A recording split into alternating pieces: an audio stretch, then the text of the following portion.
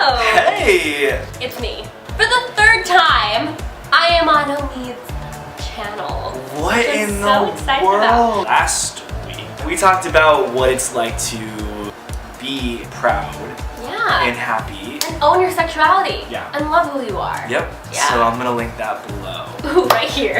Where? Where is it, Stella? Right here. What are we talking about today? Okay, so this is something that I feel like I've never been able to talk about this. Yeah. And that's dating. I've had a very hard time dating. You've had a very interesting path. Very interesting path. Thus far, I thought the one person that I feel like I trust the most with advice is Ruby. But you. Yeah, thank you. What has your dating experience been like with the type of guys that you've, sought out for? Oh gosh. You were actually at the first. Do you know where I'm going with this? Yeah. My first boyfriend that I ever had I met when you were there, and I haven't been able, I'm gonna be completely real here, I've dated a lot of people, but none of them have ever been like a long-term thing. Honestly, I think it was like maybe 3 max months. Like, you should be happy that you haven't had a really long relationship with someone, because so many people will go through like 5-6 years of being in a relationship that ends up, not being a waste of time, because it's never a waste of time, but it's like 6 years that you don't get back, 6 years that you could have been exploring other things, meeting other people. There's so much room for growth and like exploration. I'm in a relationship now. I'm in my longest relationship that I've ever been in, and my happiness. And my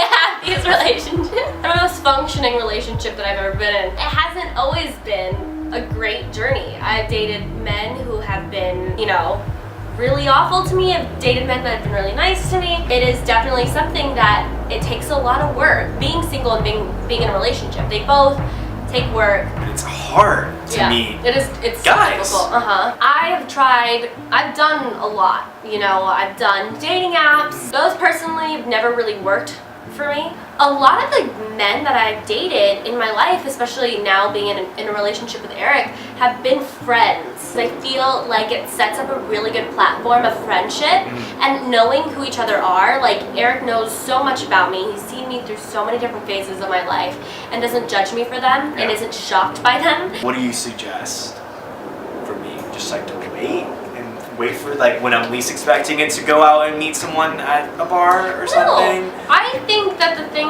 for like anyone to do is just like live their life, and if someone's meant to like fit into your life, it'll happen accordingly. When you're like the happiest with yourself and the most content with yourself and like where your life is at, and then having a partner is just like an amazing addition to your life is when it like shows up. What is something that you learned from your dating experiences? Prior to me coming out, there was a lot of like misconceptions of dating in the gay community. No one's really monogamous and no one's fully committed to one another. I have found that with dating, that's obviously very much false. It's very false. Yeah. And there's a lot of guys that are genuine and they want like, I want family and kids, like I want that. And there's also a lot of guys who want that as well, but I will admit there are a lot of guys who just like to have fun. I'm more of a relationship type of person. For me, it's been hard to find that. You and I have had very similar situations with both men and just been like, well, yeah, that's happening to both of us because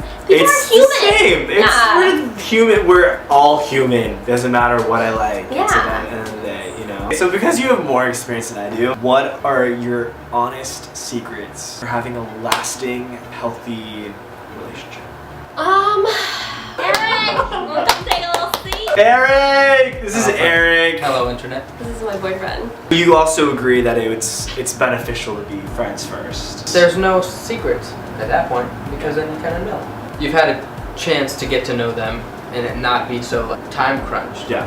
Aside from communication, what are your top 2 things you have noticed to make a healthy relationship? Trust, loyalty. It's easy enough just in everyday life to get kind of sidetracked in your own thoughts with how things could be going and how things aren't going or how they are. So having that loyalty is nice to be able to receive and not have to really worry about, you know, the what ifs. Thanks for talking with us. Thank you for giving me advice. You're welcome. And you know, if you're single out there, I'm single too. I don't know where I'm getting at this, but you know what? It's okay to be single. Yeah, You know? there shouldn't be anything wrong with it. Watch How to Be Single. Whoa! There's this weird thing that I feel like a lot of people will have about being single, but I think that it's a great time to be reflective and be selfish and be good to yourself.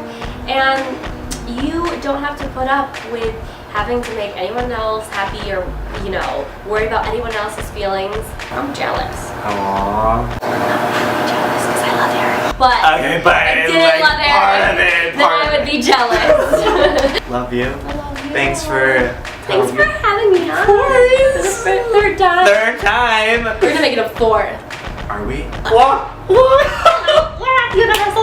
Go check out Stella's blog. It has a lot of advice and life, but it's amazing. Link is below. And I love you. Make sure to subscribe below and give this video a like. And give us your dating tips. Bye. Bye. Bye.